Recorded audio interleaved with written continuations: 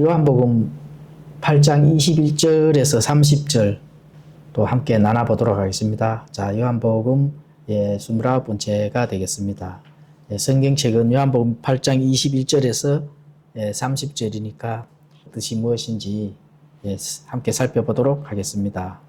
자, 요한복음 8장 21절에는 그때 예수님께서 다시 그들에게 이르시되 내가 내 길로 가나니 너희는 나를 찾다가 너희 죄들 가운데서 죽겠고 내가 가는 곳에 너희가 올 수 없느니라 하심으로 예수님께서 이제 본격적으로 말씀을 하나님의 왕국 또 우리가 걸어가야 될 그 길, 우리가 걸어가야 될 그 길을 예수님께서 직접 말씀을 해 주십니다.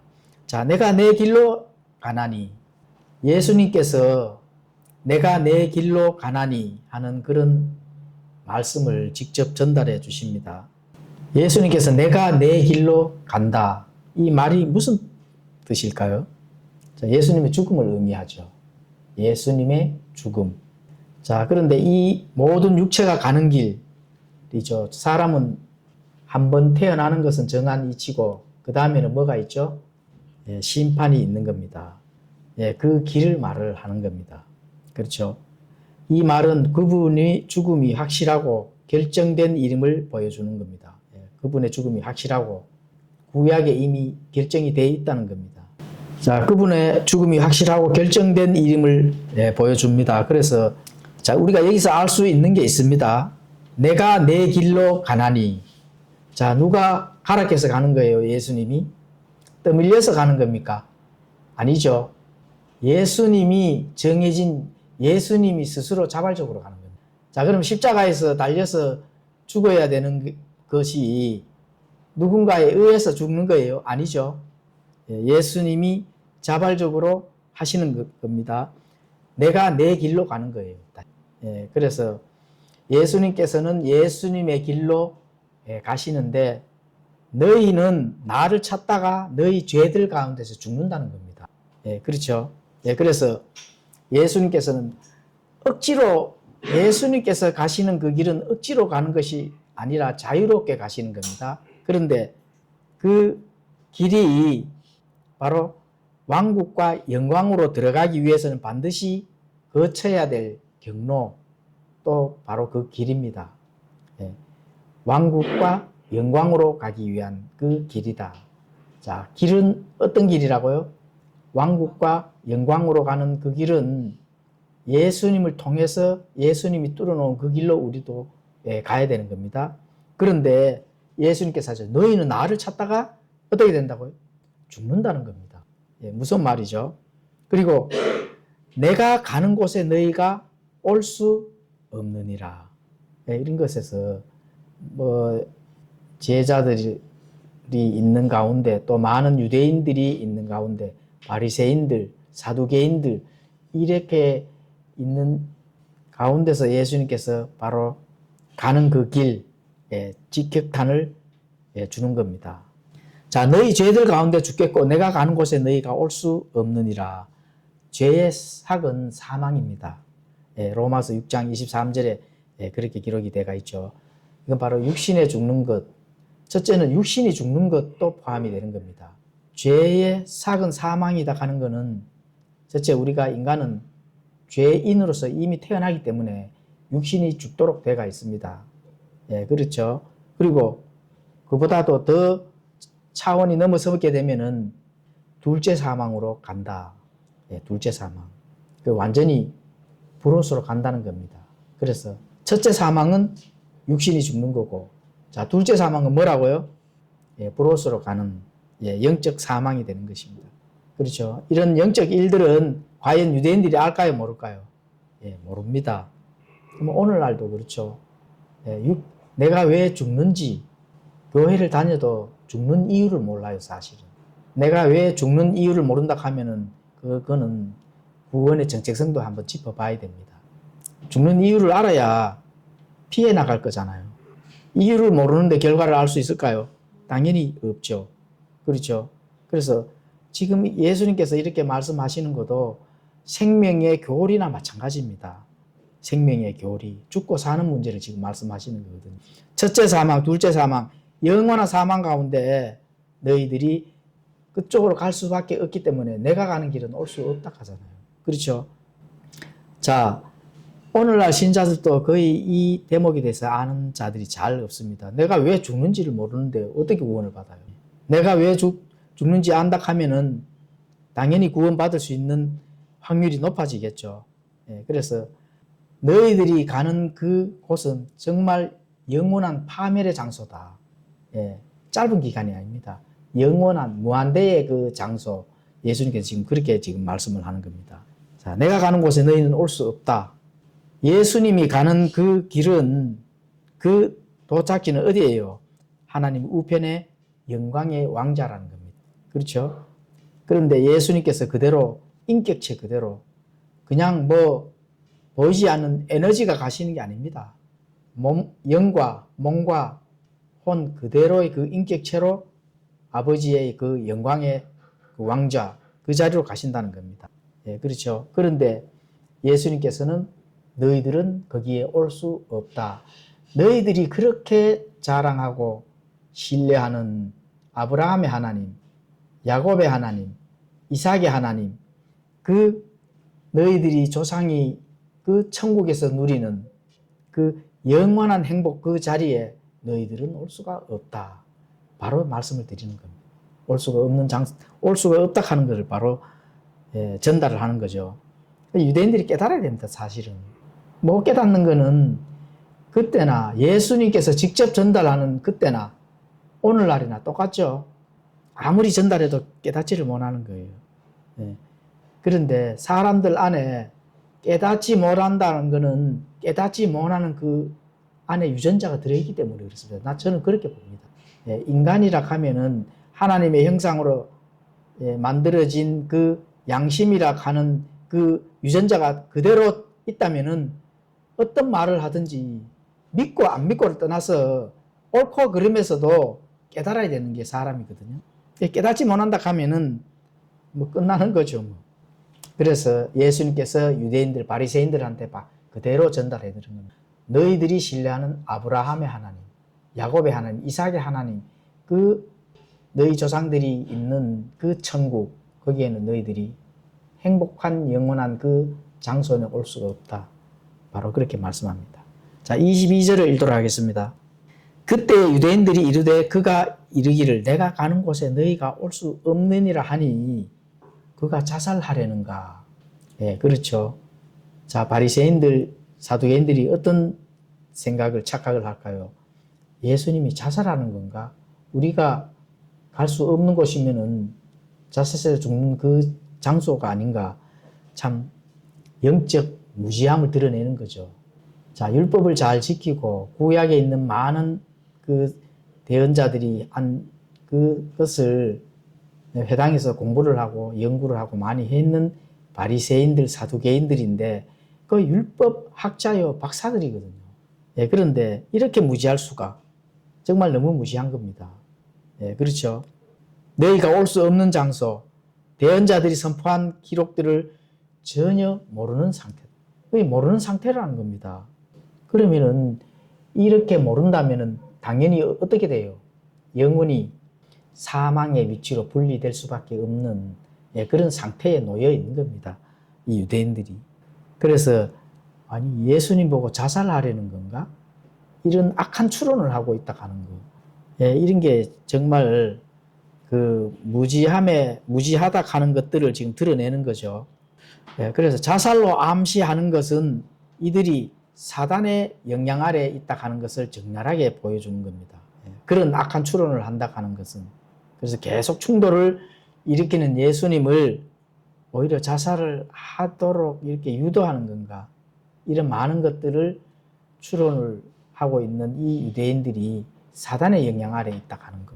이런 부분들을 알 수가 있습니다. 우리가 이 문맥을 공부를 하면서 많은 경우 내가 사단의 영향 아래에 있는지, 어떤 위치에서 어떤 영향 아래에 있는지 이런 부분들을 정말로 고민을 해볼 필요성이 있는 그런 문맥입니다. 자, 너희가 올 수 없는 장소를 예수님께서 유대인들에게 지금 전달하고 있는데, 자, 이 전달하고 있는 이유가 뭘까요? 예수님은 예수님의 그 위치를 정확하게 지금 전달하고 있거든요. 예수님의 선제성, 예수님의 선제, 이 위치를 정확하게 지금 전달하고 있는 겁니다. 너희들이 올 수 없는 위치라 하면은 이거 아니면 이거잖아요. 우리는 알고 있잖아. 그렇죠?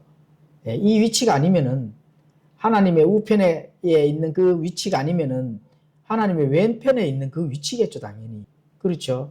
이거는 세상은 영적인 하나님의 그 왕국이나 물리적인 이 세상 왕국에서 있는 것이나 별반 다를 바가 없습니다. 위치는 두 종류로 나눠질 수밖에 없습니다. 예, 그렇죠? 자, 23절 읽도록 하겠습니다.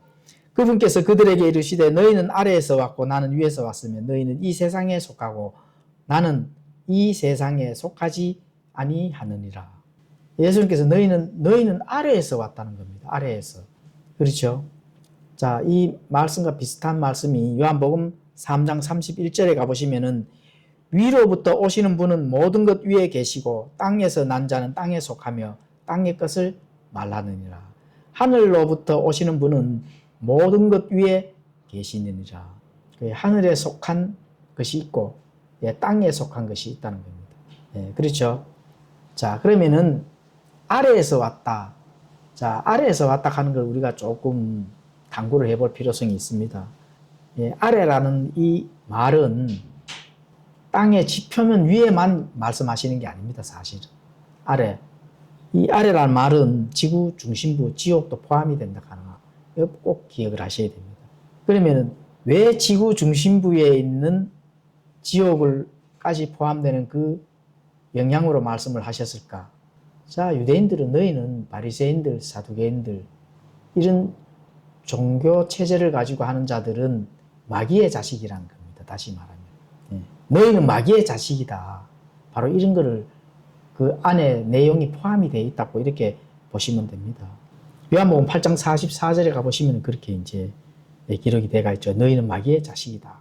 마귀의 영으로 호흡하고 말하고 행한다. 마귀의 영. 마귀의 영이라고 하면 영은 우리 배웠죠. 영은 교리를 뜻합니다. 마귀도 마귀의 교리를 이 세상에 뿌려놓는 거거든요. 거기에 잔뜩 취해 있으니까 그 마귀의 영을 호흡하고 마시고 먹고 하니까 어떻게 해요?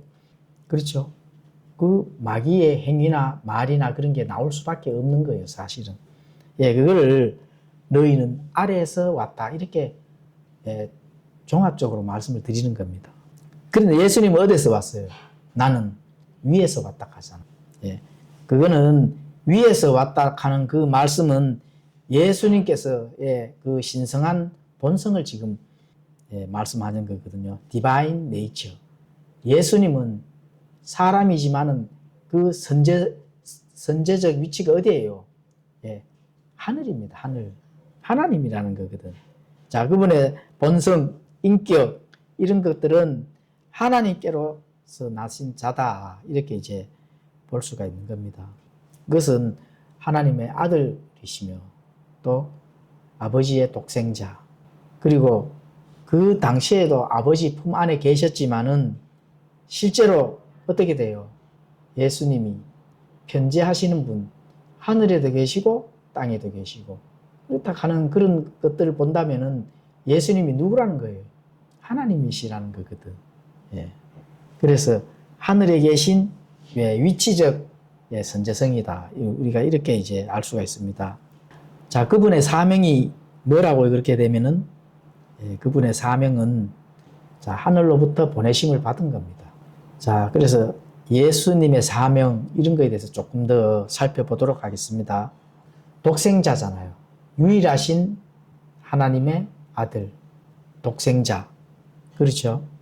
자, 이 표현은 단순히 예수님이 하나님에게서 탄생했다는 시간적 개념이 아니고 이제 유일하다는 거 아니에요. 유일한. 뭐 독생자 외에 다른 뭔가 있는 것이 아니라는 거거든요. 그렇죠? 아들로 본다 하면 유일하다. 그래서 어떤 창조물이나 존재와 비교할 수 없는 유일무이한 관계를 독생자라 하는 거거든요. 예.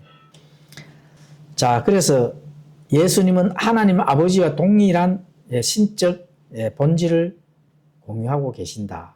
이렇게 볼 수가 있습니다. 자, 독생자라 하는 것은 양자가 아니죠. 우리는 하나님 아버지와 무슨 관계예요? 양자 관계고, 예수님은 독생자 관계죠. 그래서 본질을 본다 하면은 하나님의 아들이 되는 겁니다. 그렇죠? 그래서 그분은 결국 하나님이시다. 이런 것들을 바로 전부 다 나타내 주는 겁니다. 그렇게 됐을 때 하나님이시라 하는 것은 하나님 앞에서는 시간 개념이 사실은 없습니다. 시간 개념. 시간 속에서 사건이 사실은 일어나는 게 아닙니다. 그렇죠. 그래서 영원전부터 아버지로부터 존재해 오신 관계를 나타낸 예수님. 바로 그 예수님이 신성에 있어서는 아버지보다 열등하다든지 이런 것이 절대로 아니라는 겁니다. 또 아버지보다 나중에 또 존재를 했다든지 이런 것이 아니라 아버지 하나님과 동등한 영원한 그런 관계이다. 이렇게 이제 보시는 겁니다. 그게 삼위일체입니다. 일체라 하는 게 바로 동등하다는 겁니다. 동등하다. 모든 것을 이렇게 봤을 때 다 동등한 그 위치에 계신다. 이렇게 이제 볼 수가 있는 겁니다. 아버지 품속에 계신 독생자. 이거는 품 안은 가장 가깝고 애정어린 관계, 이런 관계를 우리가 살펴볼 수가 있습니다. 가정 내의 친밀함, 이런 것들을 이제 상징을 하는 거죠. 그래서 예수님은 하나님의 아버지의 생각이나 계획이나 본질을 완벽하게 예수님께서는 움직이시고 행하시고 아신다 하는 것, 이런 것들을 알 수가 있습니다.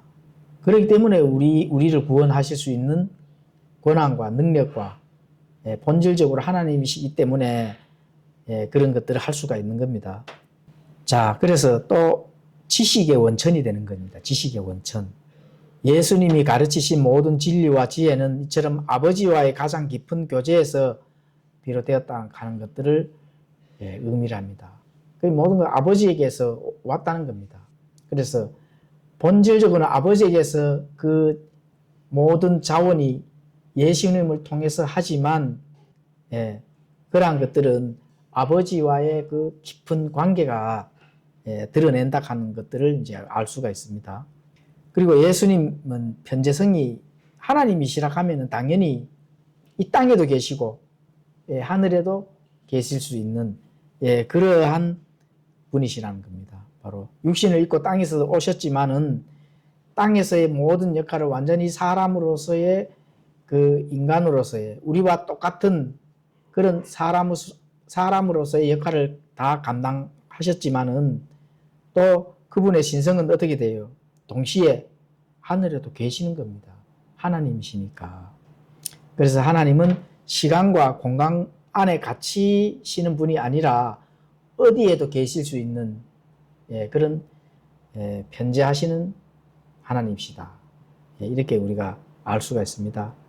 이런 거는 이제 나중에 조직 신학에서 사실은 공부를 하면 굉장히 좋습니다. 그렇죠. 그 예수님이 어떤 분이신가 이러한 것들은 조직 신학에서 공부를 하면 더욱더 예수님이 해야 하는 그 일들에 대한 그 예수님을 믿는 신자들이 예수님에 대한 그런 부분들을 알지를 못한다 하면은 예수님과 가까워질 수가 사실은 없습니다. 자, 예수님은 신성과 인성이 완전하시다. 우리와 똑같이 사람입니다. 그리고 똑같이 뭐예요? 하나님이시다. 신성과 인성이 완전히 진짜 이 그대로 완벽하게 완전하게 존재하시는 기독교의 핵심 교리다. 신성과 인성은. 그렇죠. 완전하신 그런 신성, 완전한 인성 이런 것들이 사실은 신비입니다. 우리가 알지를 못하는 거죠. 그런데 그렇게 예수님께서의 그 존재를 우리가 그렇게 이제 신학적으로 완벽하게 완전하게 그렇게 이 핵심 교리로 우리가 지금 배우고 익히는 겁니다.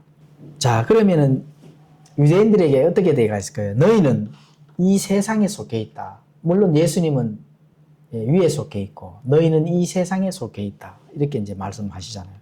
그거는 이 세상에 속해 있다 하는 거는 이 세상을 주관하고 있는 세상 신의 영향 아래에 있다는 겁니다. 예.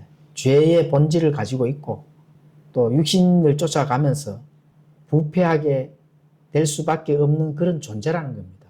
예. 이 세상에 속해져 있다 하는 거는. 그 대부분의 사람들은 이 세상에 속해져 있는 그 상태에 대한 그런 존재를 알지를 못하기 때문에 당연히 위에 있는 것들도 어떻게 돼요? 당연히 모르죠. 이 세상이 어떤 영향 아래 있는 건지, 이 세상이 어떻게 하나님과의 관계가 지금 이루어지고 하나님과의 하나님이 이 세상을 어떻게 다루는지 정도만 알아도 자신들의 그 위치를 선정할 수 있는 그런 것들을 판단할 수가 있는데 그거를 모른다 하면은 절대로 판단하기가 어렵다. 내가 이 세상 아래에 있다 하는 그런 부분들만 깨달아도 그렇죠. 이 세상을 주관하고 있는 세상 신에게 영향 아래에 있다. 이런 부분들. 자, 그렇다면은 내가 세상 신에게 어떻게 조종을 당하고 또 세상 신이 나를 어떻게 사용을 하는지 이런 것도 알 수가 있거든요. 그래서 세상의 종로를 타다가 결국은 어떻게 돼요? 멸망으로 가는 거죠. 뭐. 그러한 것들은 예수님께서 지금 전달하고자 하는 것들을 우리가 공부를 자세히 했을 때, 내가 세상의 영향 아래에 있는 거고. 그렇죠? 죄 아래에 있고, 육신을 쫓아가고, 어떻게 돼요? 결국은 내가 부패한 존재구나. 이러한 것들을 깨닫지 못한다 하면은 결국은 예수님에 대해서도 알지를 못한다. 이런 것들을 지금 유대인들에게 설명을 하고 있는 겁니다. 함축적으로 설명을 하고 있는 거예요. 너희들은 이 세상에 속해져 있고 나는 위에 속해져 있다. 분리가 되어 있다는 거거든. 원천적인 그런 예수님의 그 지적인 부분들을 적나라하게 지금 바깥으로 다 드러내는 거죠. 자, 24절 읽도록 하겠습니다. 그러므로 내가 너희에게 말하기를 너희는 너희 죄들 가운데 죽으리라 하였노니 너희가 만일 내가 그인 것을 믿지 아니하면 너희 죄들 가운데서 죽으리라. 조금 더 진척으로 지금 결론적으로 말씀을 지금 드리고 있죠. 그렇죠? 너희가 만일 내가 그인 것을 믿지 아니하면 죄들 가운데서 죽으리라. 이런 부분들 정말 감동적으로 말씀하시는 거죠. 뭐 피해 나갈 길이 없는 말씀입니다. 내가 그인 것을 믿지 아니한다 하면은 대명사를 썼잖아요. 그럼 그가 누구예요?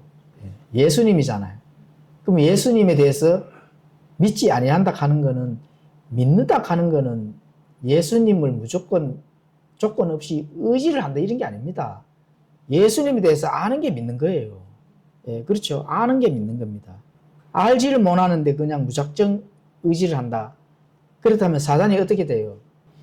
내가 어떻게 뭔가를 옆에서 이렇게 기대거든요. 기대면은 내가 이 기대는 이 의지를 하잖아요. 의지를 하면은 이 의지하는 이 기대는 물건이 뭔지를 몰라. 탄탄한 기둥인지 아니면 썩은 기둥인지 이걸 몰라요. 그런데 단단한 기둥인 줄 알고 내가 의지를 하고 기댔는데 사단이 어떻게 돼요? 탁 빼고 썩은 기둥을 갖다 놨네. 어차피 다가가면은 의지가 되잖아요. 기대면은 편안함이 오거든. 그런데 기대는데 그 기둥이 썩었어. 그런 것과 마찬가지거든요. 그래서 내가 그인 것을 믿지 아니하면은 너희는 죄들 가운데서 죽으리라. 21절에 이미 아마 말씀하신 거잖아요. 그렇죠? 21절에 너희는 나를 찾다가 너희 죄들 가운데 죽겠고 내가 가는 곳에 너희가 올 수 없는 이렇게 말씀하잖아요. 너희는 나를 찾다가 너희 죄들 가운데 죽는다. 지금 몇 번째 지금 말씀하시는 거잖아요.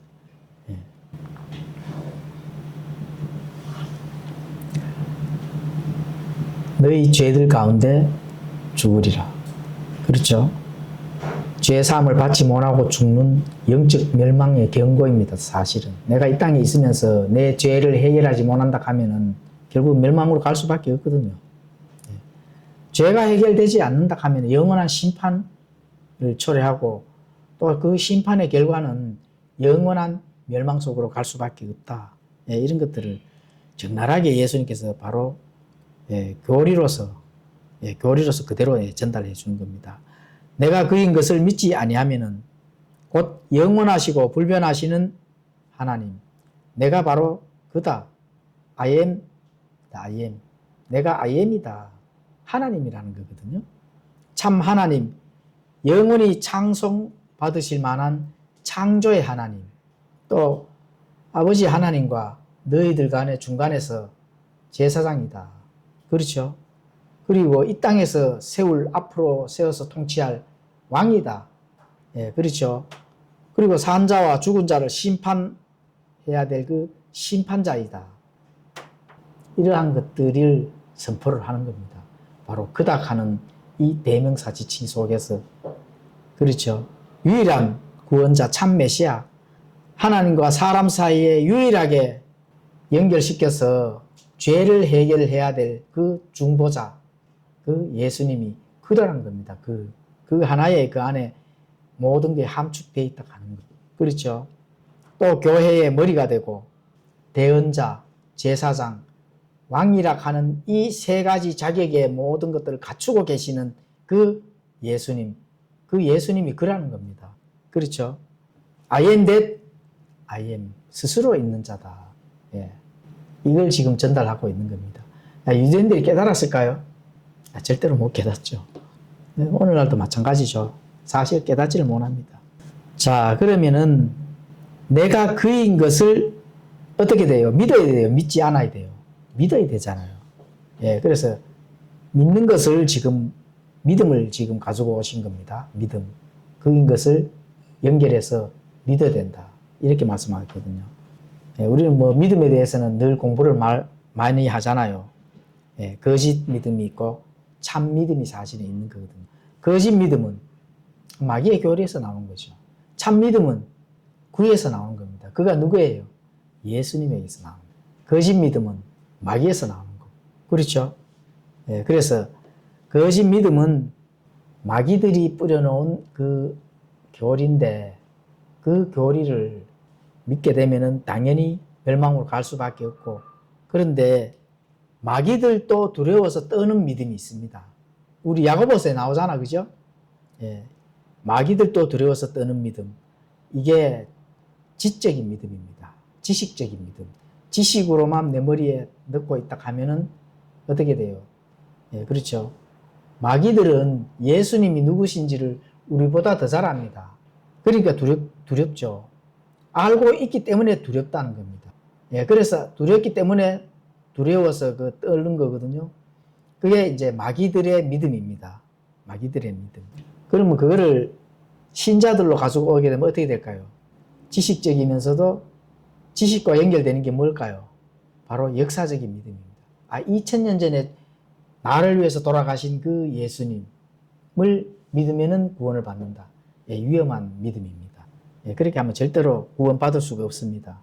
그게 이제 착각하는 믿음이죠. 지식으로 역사적으로 배우잖아요. 2000년 전에 나의 죄를 위해서 돌아가셨다. 그 예수님을 이거는 역사적인 믿음입니다. 자, 참된 믿음은 뭘까요? 우리가 늘 공부하니까 아는데 간단하게 우리가 살펴보면은 예수 그리스도의 믿음이 역동적으로 드러나는 믿음입니다. 드러나게 돼 있어요. 예수님의 믿음이 내 안에 들어와서 하나님의 말씀이 살아있기 때문에 들어왔다면은 그런 역동적인 믿음이 바깥으로 다시 어떻게 돼요? 표출이 돼주는 믿음이 있는 겁니다. 표출이 돼주는 믿음이. 그렇죠. 역동적으로 일을 하는 믿음. 그 믿음이 사실은 참 믿음입니다. 그래서 내가 알고 그냥 믿습니다 하는 정도는 하나님 편에서는 구원을 시켜주실지 그거는 하나님이 하시는 거고, 그렇죠. 정말로 참된 믿음은 역동적으로 바깥으로 드러나는 믿음까지 갖춰야 하는 게 그게 굉장히 중요한 겁니다. 자기를 부인하고 위선이 없는 믿음, 이런 믿음은 바깥으로 당연히 드러나게 돼 있는 거죠. 이게 참된 믿음인 겁니다. 자, 죄 가운데서 죽는 것은 단순히 죽는 것이 아니라 죄의 오염이나 유죄 판결, 그리고 죄의 권세 아래 놓인 상태로 죽는 것을 의미하는 거예요. 죄 가운데서 죽는다는 거는 죄에 대해서 오염을 받고, 그렇죠. 유죄 판결을 받습니다. 그리고 죄의 권세 아래 놓인 그 상태로 그냥 그 사망의 결과로 이제 가는 거죠. 그렇죠. 그래서 그 결과는 영원한 형벌인 둘째 사망이다. 이렇게 이제 그 둘째 사망으로 성경에서는 가르칩니다. 그래서 가장 중요한 신자들에게 가장 중요한 것은 뭘까요? 그리스도 안에서 죽는 것. 그리스도 안에서 죽어야 돼요. 죽는 것도. 그렇죠. 그리고 죄 가운데서 죽는 것. 이 두 종류가 있는데 그리스도 안에서 죽는다 하는 것은 당연히 그 위치가 하나님의 영광 안으로 우리가 들어갈 수 있는 그런 위치가 되는 거고, 죄 가운데서 죽는다 하는 것은 바로 심판의 영향 아래에 있어서 영원히 멸망으로 갈 수밖에 없는, 이렇게 대조되는 겁니다. 자, 이렇게 예수님께서 이런 것들을 종합적으로 지금 유대인들에게 그대로 경고를 하는 겁니다. 그래서 그것이 얼마나 심각한지, 이 죄가 이 땅에서의 그 결과가 얼마나 무섭고 초래하는 건지 그대로 예수님께서 유대인들에게 전달합니다. 이런 것들도 우리에게 오늘날에까지 그대로 적용이 되는 거죠. 요한복음은 뭐 유대인, 이방인, 교회 이 구분 없이 100% 교리로서 그대로 전달이 되는 겁니다. 자, 25절을 읽도록 하겠습니다. 그때 그들이 그분께 이르되 너는 누구냐 하니 예수님께서 그들에게 이르시되 나는 내가 처음부터 너에게 말한 바로, 또 대명사가 나오죠. 그죠? 바로 그니라. 처음부터 말한 바로 그니라. 그렇죠. 우리가 요한복음에서 쭉 그런 사건들을 지금 공부를 하고 나오잖아요. 그분이 바로 그분이다 하는 이런 부분들을 적나라하게 전달하고 있습니다. 자, 너에게 대하여 말하고 판단할 것이 많다는 겁니다. 예수님께서 판단하고 말할 것이 참 많다. 판단하고 말할 것이 도대체 뭘까요? 너희의 모든 죄를 내가 알고 있다는 겁니다. 심판자니까 뭐 당연하겠죠. 그리고 심판과 정죄할 것도 많다. 이런 부분들을 예수님께서 할 말이 많다 이렇게 되면은 판단할 것도 많고 할 말도 많다 이렇게 하면은 사실 그거를 딱 받았을 때 예수님이 메시아라 하는 것들을 딱 안다면은 뜨끔해야 되죠. 큰일 났네. 이렇게 돼야 되죠. 그렇죠. 오늘날도 마찬가지입니다. 판단의 공의를 그대로 하나님의 말씀으로 전달하면은 뜨끔해야 됩니다. 사실은. 빨리 내 위치가 어딘지 막 찾아야 되거든요. 찾아야 되는데 찾는 거는 고사하고 어떻게 돼요? 부딪히잖아요. 하나님의 말씀이 진리가 들어갈 틈이 사실 없습니다. 왜 없을까요? 그 안에 뭔가 큼직한 게 들어있거든요. 자, 그래서 너에게 판단할 것이 많다. 그런데 예수님께서 다시 이렇게 정리정돈을 해주십니다. 내가 너희들한테 정죄를 하려고 온 것이 아니라 어떻게 돼요? 구원하러. 예수님은, 초림의 예수님은 어떤 예수님이라고요? 정죄하러 온 것이 아니라 구원시키러 왔다는 거예요. 너무나도 많은 그 기회를 주시는 거죠. 지금 2000년 동안 예수님께 기회 주시잖아요. 그렇죠. 그것은 바로 나를 보내신 분께서 참되시다는 겁니다. 하나님 아버지의 그 참 진리를 그대로 드러내 주시죠. 자, 나는 내가 그분께서 들은 그것들을 세상에 말하노라. 자, 예수님은 구원을 시키러 오셨는데 아버지는 어떻게 하신다고요? 책임을 반드시 물을 것이다. 이렇게 말씀하는 거예요. 나는 아버지께서 이 세상을 정죄하려고 온 것이 아니라 이 세상을 구원시키러 왔는데 너희들의 책임 있는 많은 판단들은 누구에게 맡긴다고요? 하나님 아버지에게 맡긴다는 겁니다. 그렇죠? 아버지에게 맡긴다. 그 이제 약속을 했다는 겁니다.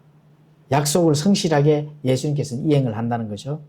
하나님께서 구원자로서의 아들 예수님을 보내시겠다는 그 약속을 신실하게 나는 지킬 것이다. 앞으로 해야 될 일들이 이제 말씀을 드리는 겁니다.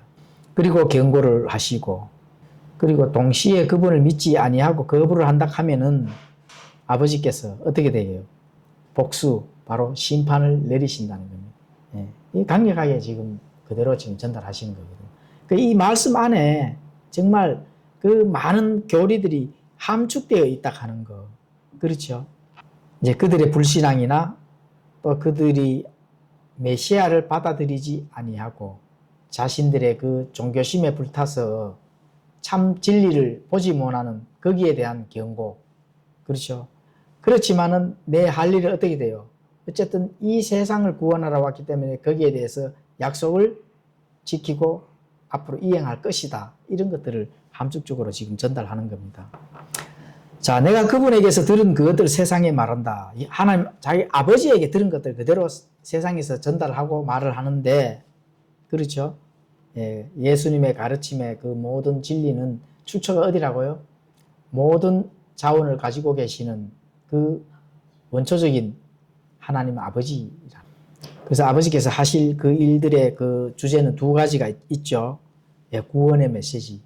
구원의 메시지. 물론 예수님께서 완전한 일을 하시기 위해서 하시겠지만 그 메시지를 들고 오셨다는 겁니다. 그래서 믿는 자를 향해서 하나님 아버지의 은혜와 사랑과 또 긍휼을 선포하시는 것. 또 동시에 심판의 하나님, 공의의 하나님, 판단의 하나님이시라 하는 것도 함께 전달이 되는 겁니다. 내가 그이다 하는 것을 너희가 믿지 아니한다면은 이런 말씀을 하시잖아요. 그렇죠? 그래서 예수님을 경멸하고 거부하는 자들에게 대한 그 멸망의 경고도 함께 균등하게, 그렇죠? 사랑의 하나님이 아니시라 판단의 공의까지도 포함된 그 하나님, 균등하게 그대로 이제 전달하시는 겁니다. 그리고 예수님의 이런 것들을 비밀리에 전하지 아니하시고 공개적으로 투명하게 전하셨다. 이런 것들을 알 수가 있습니다. 뭐 진리가 숨어져 있으면 안 되죠, 당연히. 진리는 바깥으로 드러나야 되는 겁니다. 빛으로서 드러나야 되는 거예요. 그렇죠? 예수님의 믿음이 내 안에 들어왔다 하면은 그 믿음이 어떻게 돼요? 드러나야 됩니다. 숨겨서 내 안에만 들어있으면 끝나는 거죠. 구원 자체도 있을 수가 없는 일입니다. 참된 믿음을 가지고 참되게 하나님을 믿는다면은 그 역동적인 그 믿음이 바깥으로 드러나는 게 참 믿음이라 하잖아요. 그렇죠. 그래서 유대인들이 그분의 가르침을 잘 듣지 못했다, 이런 변명을 할 수가 없는 겁니다. 다시 말하면 그런 변명의 여지를 주지 않은 거거든요. 그래서 하나님의 말씀은 매이지 아니하고 온 세상에 빛을 비춰줘야만 되는 그 바로 진리의 역할입니다. 요한복음 18장 20절에 가보시면은 예수님이 공회 앞에서 자신이 세상에 공개적으로 말했음을 증언하는 그런 구절을 요한복음 18장 20절에 가보면 그랬습니다. 이 진리는 공개적으로 드러나게 돼요. 그렇죠? 그 공회 앞에서 예수님께서 직접 그렇게 이제 말씀을 합니다. 그들은 그분께서 자기들에게 아버지에 대하여 말씀하시는 줄을 깨닫지 못하더라. 27절과 28절도 있겠습니다. 이에 예수님께서 그들에게 이르시되 너희가 사람의 아들을 들어 올린 뒤에야 내가 그인 것을 알며 또 내가 스스로 아무것도 하지 아니하고 다만 내 아버지께서 내게 가르쳐 주신 대로 내가 이것들을 말하는 것도 알리라. 사람의 아들을 들어 올린다. 들어 올린다는 건 뭐예요? 십자가에서 못 박혀 죽으신다는 거거든요. 그리고 그 이후에 내야 내가 그인 것을 알 것이다. 뭐 깨닫는다. 그인 것을 안다 하는 걸 깨닫는다 하는 유대인들을 향해서 그러면 너희들이 깨달을 것이다. 이게 아니거든요. 그 사건을 있는 뒤에야 예수님께서 참된 하나님이시로 보냈다 하는 것을 깨닫는 자들은 깨닫는다는 겁니다. 바리새인들 사두개인들이 깨달겠어요? 마귀의 유전자를 가지고 있는 그런 자들이 깨달을 수가 없는 거죠. 그래서 많은 사람들이 점진적으로 이제 깨닫는다든지 또 부활, 승천, 성령 강림 이후에 수많은 유대인들이 참되고 영적인 믿음으로 회심하게 되는 그런 일들이, 그렇게 교회가 세워지거든요. 예수님께서 승천하시고 앞으로 사도행전 한번 공부를 해 보려고 하는데 이 한 10여 년 정도에서 전반기 한 5년은 유대인들만 교회가 세워지고 예수님 믿는 자들이 유대인들만 있었습니다. 그래서 유대인들이 쭉 이어나가면서 예루살렘과 그죠? 사마리아와 또 온 땅끝까지 이렇게 쫙 점진적으로 복음이 전해지거든요. 그래서 사람들이 깨닫는 것도 예수님을 바라보면서 깨닫는 것도 많은 그 지식들이 한 번에 오는 것이 절대로 아닙니다. 점진적으로 오게끔 돼가 있다 하는 거. 그래서 요즘 많은 사람들이 본인이 다 아는 것처럼 예, 우스운 일이죠. 많이 알더라, 다 알더라. 예, 이런 것들은 사단의 영향 아래 있다고 이렇게 보시면 되는 겁니다. 하나님께서는 절대로 깨닫는 걸 하루아침에 주시지 않는다 하는 거. 예, 오늘 다르고 1년 뒤 다르고, 심지어는 모세가 몇 년 만에 깨달았어요. 80세에 됐어야 결국 뭔가 해야 되는 일로 깨달은 그 기회를 하나님께 주시잖아요. 예, 그렇죠. 단번에 그 주시겠어요? 깨닫는 것도 마찬가지다. 자, 그래서 예수님의 모든 것들, 일하시고 사역들을 완성하시고 하시는 것들은 결국은 아버지께서 가르치는 대로 그대로 바깥으로 드러내시고 또 전달하시고, 예, 그래서 그 모든 궁극적인 출처는 예, 하나님 아버지다. 그렇죠. 그렇게 이제 보시면 되는 겁니다. 자, 29절 읽도록 하겠습니다. 나를 보내신 분께서 나와 함께 계시니라. 아버지께서 나를 혼자 버려두지 아니하셨으니 이는 내가 그분을 기쁘게 하는 그것들을 항상 행하기 때문이라 하시니라. 나를 보내신 분께서 나와 함께 계신다. 그렇죠. 항상 독생자, 아버지 품 안에 계시는 그 독생자, 예, 그런 것들을 지금 말씀하시고 혼자 내버려 두지 아니한다는 겁니다. 그래서 내가 그분을 기쁘게 하는 그것은 항상 뭔가를 행하기 때문에 그렇게 하는 거죠. 자, 그래서 함께 하시는 하나님이시라 하는 걸 예수님께서 드러내시고, 그리고 예수님과 아버지는 본질적으로 하나이시다 하는 것들을 알 수가 있습니다. 그리고 사람의 아들로서 연합되어 아버지와 함께 계신다. 이렇게 이제 알 수가 있습니다. 그리고 혼자 두시지 아니하셨다 하는 것은 아버지와 아들은 영원한 동행관계이시다. 이렇게 것도 알 수가 있습니다. 또 십자가 죽으실 때 잠시 버려졌잖아요. 십자가 죽으실 때 사역의 완성을 위해서 잠시 버려졌지만 모두 버리고 떠나도 아버지께서 지켜보아 주셨다 하는 거. 그렇죠. 마음 아프셨지만 그 자체는 버리신 것이 아니거든요. 약속의 예언대로, 약속의 하신 대로, 그렇죠. 함께 하셨다는 겁니다. 자, 함께 하신 이유가 뭘까요? 예수님께서 아버지와 나와 함께, 아버지께서 나와 함께 하셨다 하는 이유가 뭘까요? 바로 내가 그분을 기쁘게 하는 그것들을 예수님께서 항상 행했기 때문에 그렇습니다. 우리가 신앙의 여정을 갈 때 항상 하나님 아버지께서 기쁜 일들을 항상 하셔야 된다는 거예요. 예, 그래야 함께 하신다는 겁니다. 내가 죄악 속에서 계속 죄를 짓는데 하나님께서 함께 하시겠어요? 조그마한 하나의 어떤 그런 영적인 일, 많은 세상 삶 속에서도 하나님을 기쁘게 하는 일을 늘 이렇게 행했을 때, 그래 되면 아버지께서 어떻게 돼요? 나와 함께 하신다 하는 거. 예수님을 함께 하셨다 하는 그 일 똑같습니다. 예수님과 우리와의 관계는 뭔 관계죠? 형제 관계잖아요. 예수님도 하나님의 아들이고 우리도 하나님의 아들이시네. 그러면 하나님 아버지께서 예수님만 사랑하고 우리는 사랑을 안 할까요? 아닙니다. 똑같이 사랑을 하기 때문에 아버지를 기쁘게 하는 많은 일들을 늘 생각을 하고 한다면은 아버지께서 함께 하신다. 이런 것들을 알 수가 있습니다. 그래서 예수님께서 항상 아버지의 뜻, 구원 사역, 율법 준수, 또 대속적 죽음, 이런 것들을 행하셨기 때문에 아버지께서는 그분을 단 한순간도 혼자 버려두지 않으셨다 하는 그 사실들을 우리가 배우면서 지금도 우리가 신앙의 여정 가운데 아버지와 함께 하실 수 있는 것은 그 아버지께서 기쁘게 하는 그 일들을 우리가 늘 생각하고 행한다면은 앞에서 영원무궁토록 우리와 함께 하신다 하는 것, 그것들을 꼭 기억을 하시면서 신앙의 여정 종착역까지 도착할 때까지 아버지를 기쁘게 하는 일, 아버지께서 늘 함께 하신다 하는 거 염두에 두셔야 됩니다. 사실은 내가 시험 들 때는 아버지께서 나를 잊어버리셨구나 이렇게 생각하시는데 사실 그게 아니거든요. 항상 함께 하신다 하는 거. 단지 내가 깨닫지 못하고 계속 죄악 속에서 항상 하나님께서 싫어하는 그 좌편 쪽에서만 어떤 위치에 선정이 돼서 사단의 영향 아래 있다 하면 아버지께서 함께 안 하십니다. 사실 그때는. 그런 것들을 판단의 공의로 잘 판단하셔서 신앙생활을 가신다면은 많은 것들을 함께 하신다 하는 것들을 아버지께서는 그러한 것들을 이제 믿으시면 됩니다. 그래서 힘을 내서 종착역까지 가셔야 됩니다. 30절 읽도록 하겠습니다. 그분께서 이 말씀들을 하심에 많은 사람들이 그분을 믿더라. 결론적으로는 어떻게 돼요? 그분을 믿는 겁니다. 그래서 우리가 신앙의 여정을 예수님께서 하시는 그 말씀 한마디 한마디에 아버지께서 하시는 그 진리가 그 안에 함축되어 있기 때문에 이런 것들을 잘 우리가 깨닫고 도착지까지 예수님을 만나는 그날까지 힘차게 달려갈 수 있도록 했으면 좋겠습니다. 기도하고 마치겠습니다.